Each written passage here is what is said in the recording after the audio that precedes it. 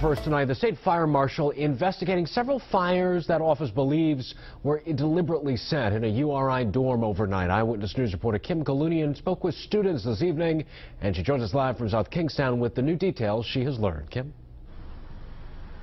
Well, Jared, students we spoke with here tonight say they feel unsettled knowing someone could potentially be setting these fires on purpose and causing evacuations of their residence halls.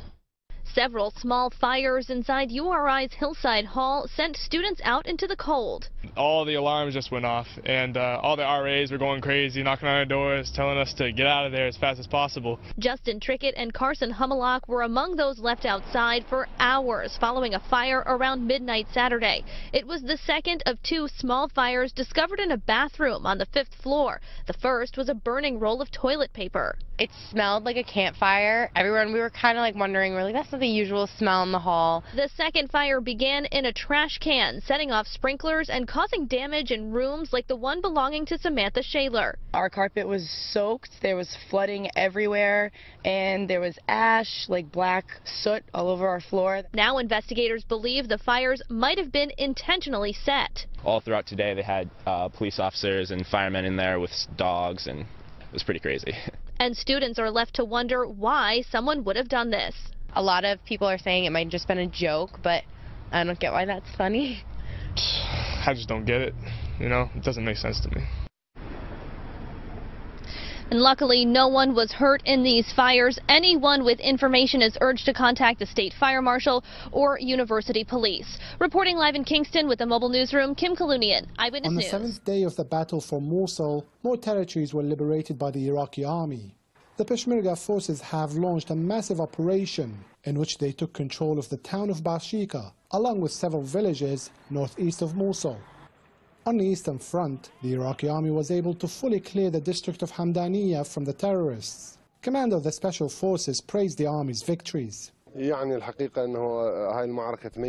battle differs from the previous ones because this time our intelligence gathering has drastically improved. As for the Iraqi Special Forces, this battle is easier for us. The enemy has tried to hamper our progress using explosives and bombers, but we are now more experienced in how to counter these attacks. The Kurdish Peshmerga forces are providing backup for the army in order to maintain presence in newly liberated areas.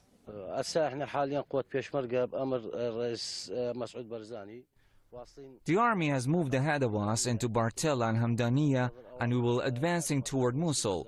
We and the Peshmerga are providing backup and protection for the army and will take over from them once they liberate the next territories, so they can be free to continue the offensive. One of the achievements of the army so far in the Mosul battle is the liberation of the Assyrian town of Bartella. This Christian priest, along with thousands of others, fled Daesh's persecution back in 2014. He has now come back to his home.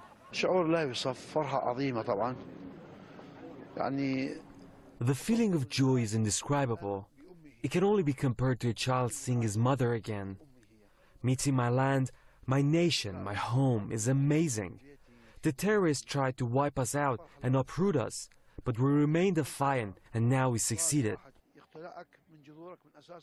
In the past 7 days, more than 30 towns and villages have been liberated, while nearly 500 Daesh terrorists have been killed on all fronts.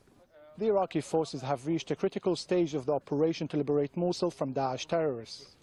Once the city is encircled, which is the aim of this phase of the offensive right now, it will then be only a matter of days before retaking Mosul becomes a reality. Ali Musawi, Press TV, Bartella. We begin with a horrific crash in the California desert. A tour bus and a tractor-trailer collided this morning on Interstate 10 near Palm Springs. The death toll has been climbing throughout the day. Mireya Villarreal has the latest. Mireya? Elaine, Highway Patrol officers responding to this accident say it is one of the worst they have ever responded to. We have confirmed 13 people were killed in the accident, including the bus driver. 30 more were taken to local area hospitals. The video from this morning shows you just how bad this accident was. The entire front half of the bus was lodged under the tractor trailer. There were 44 people on that bus when it hit. Emergency crews had a difficult time reaching some of the worst victims, and a private tow company had to pry the tractor trailer off the tour bus to get to the most impacted areas. The tour bus was on its way back to Los Angeles from the Red Earth Casino in Imperial County, California. The bus was operated by USA Holiday, an LA-based tour company.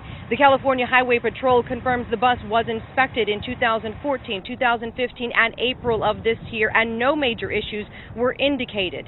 The CHP investigators on scene are looking at speed and driver fatigue as possible factors in the accident. No details about the driver have been released at this time. Investigators on scene tell us it has been a difficult time for them trying to identify these victims because of the severity and impact of this accident. Elaine, we will have more on this accident on CBS News this morning. Top story this morning takes us now to Goldsboro. That's where several people were hurt during a disturbance at the Noose Correctional Institute. Yeah, the prison is on lockdown this morning. CBS' Lauren Haviland joins us now live from Wayne County with the latest developments. Lauren. About 500 inmates here at the Noose Correctional Institute out of the 800 normally housed here had to be moved early this morning because of the damage caused during that disturbance yesterday afternoon. The officials with the Department of Public Safety tell us a small group of inmates set at least 2 separate fires at the prison around 4:30 yesterday afternoon. One was set in the prison's diagnostic building and one was set in the storage shed that held supplies. That one was destroyed. Officials say the inmates involved also broke windows and damaged 4 dorm rooms. You could still see the smoke coming from the minimum security prison around midnight. According to authorities, one prison employee is being treated for minor injuries while responding to that disturbance. One inmate was assaulted but has been treated and released. At this point in the investigation, officials would not call this a riot. They consider it a riot if the inmates take control of the facility. In this case, they did not. That's all under investigation. We'll work closely with the local law enforcement, the Wayne County Sheriff's Office, as well as the other law enforcement to investigate why and who exactly was involved. And Pamela Walker, the woman you just heard from, has been working with the state for about 17 years now. She said there has not been an instance during that time here at the Noose Correctional Institute. Again, about 300 inmates remain in this facility, and it is continually on lockdown and will be until further notice. Live in Goldsboro, Lauren Haviland, CBS. This morning, investigators looking into a suspicious vehicle fire on Haffords Street in Fall River. An Eyewitness News viewer sent us this video around 10 last night. Fire department now telling us once crews arrived on scene, this is what they saw. It was a GMC work van for NDF Plumbing and Heating. It was fully engulfed. No one was hurt. The cause of that fire is still under investigation right now. All right, Melissa, thank you. We are following some breaking overnight news out of Massachusetts. We have learned of another deadly wrong-way crash on a local highway. The latest one happening on 495 early this morning. Eyewitness News reporter Rosie Woods tracking those developments live from our breaking news center.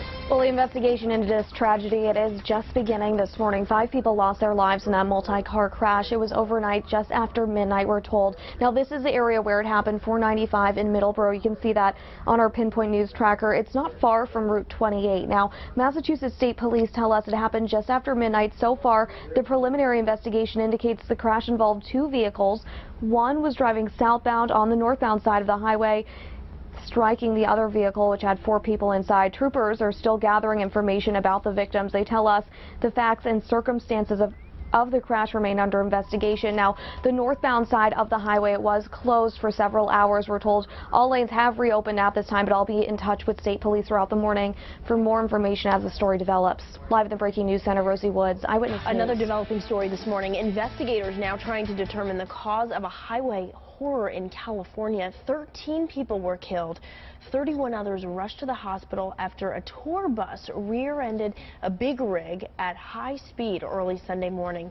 The impact was so strong the bus went about 15 feet into the trailer. The bus riders returning from a trip to a casino when this happened near Palm Springs, about 100 miles from Los Angeles. News overnight, an urgent manhunt underway right now in Oklahoma after police say a man opened fire shooting 2 officers with a high-powered rifle. Police saying that man used an AK-47. One officer was shot in the foot, the other in the leg. The man apparently jumped into a patrol car, later carjacking a woman, shooting at her, and then taking off. Police looking for the man found 2 people dead, believed to be that suspect's relatives. We will keep you up to date on this breaking news story both on air. The Connecticut State Trooper killed during an Enfield, Connecticut traffic accident in 2010 was memorialized today at Grace Baptist Church in his hometown of Windsor. Trooper First Class Kenneth Hall was killed on I-91 in September of 2010. The former Marine was in his parked cruiser in the breakdown lane of I-91 after stopping a car in Enfield. That's when a fast-moving truck hit his cruiser. The 32-year-old Enfield driver was eventually sentenced to 11 years in prison for drunk driving. Today, Connecticut State Police presented Trooper Hall's widow with plaques of appreciation. A police pursuit turned into an early morning shootout in California. It was all caught on camera. Shots fired! No. Mainbury and Lighthouse. This is some dramatic dash cam video. A police officer was attempting to pull over the white Mazda SUV, but the driver would not stop, leading the officer on a pursuit. The front passenger in the SUV then pointed a gun out the window and fired about 13 rounds at the officer's vehicle, hitting the officer's windshield and disabling the car. The involved officer was not hurt, while a civilian who was riding along in the front passenger seat received some minor scratches from broken glass. Police are still looking for those suspects.